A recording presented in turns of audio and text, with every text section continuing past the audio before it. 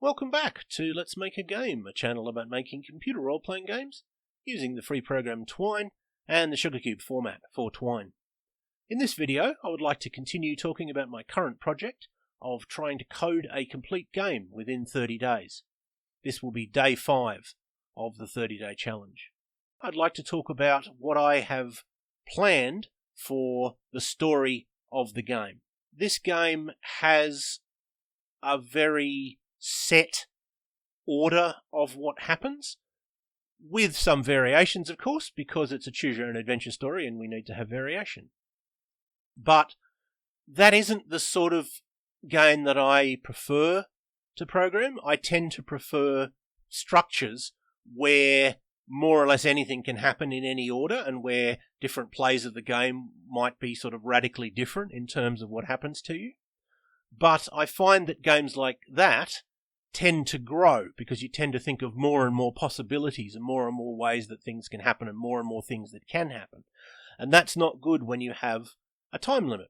So I've decided to create a very linear sort of game, a game that tends to progress in a particular way. And then if we get that done and have time, well, great, we can have more. We can add side things that can happen in different orders and different ways that things can happen, but let's do the minimum first and make it better later. So I'd like to spend the rest of the video talking about the plan that I've made so far. I don't think I'll get through the entire plan in this video. We'll probably have to continue in the next video. I should warn you that, of course, I'm talking about the plot of a game that I'm making. In other words, I'm going to be giving lots of spoilers for the game that I'm making. So if that's not something you want, you may not want to watch this video. You may want to come back when we talk about the programming side of things, which we, of course, will also be doing. So,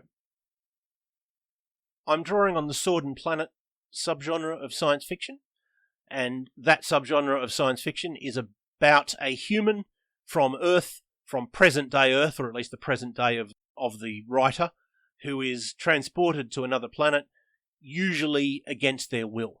And that's what happens to the character in this game. They get transported to this other planet, they find themselves in a jungle, and they may meet and spend time with a group of ape-like hunter-gatherers who live in that jungle.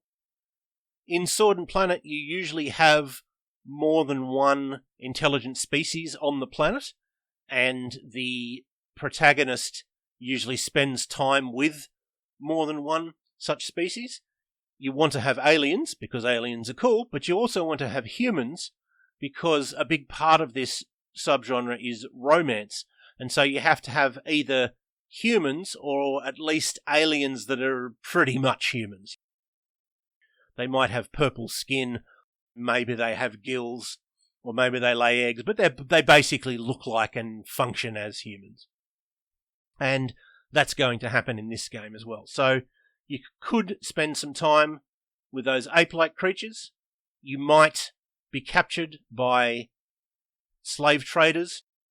You might be poisoned by an animal in the jungle, or you might find your way to the city, which will form the main setting of the story. If you do spend time with the apes, you will, if you don't die, eventually leave them. You might get the word that there are people that look like you on the planet as well, and you might decide that you just really want to meet other humans. If you do well with the apes, they will help you and guide you there.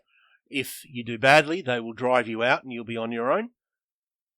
You may get a merchant to guide you to the city. There may be a merchant who is a human but trades with the apes. The apes might be raided by slavers who are humans. But if you're captured by the slavers, you might end up having to fight in an arena, which is another big trope of Sword and Planet, the heroes always having to fight in gladiatorial combats. Or you may end up in the royal palace, where you meet your true love, who is, of course, a prince or princess. That's another trope of this subgenre, the object of romance is often very high up in the society, and the society often has kings and queens and princes. It has a sort of old-fashioned social structure. But if that doesn't happen, you may find yourself on the mean streets of this city where you might have to beg or sleep in the streets.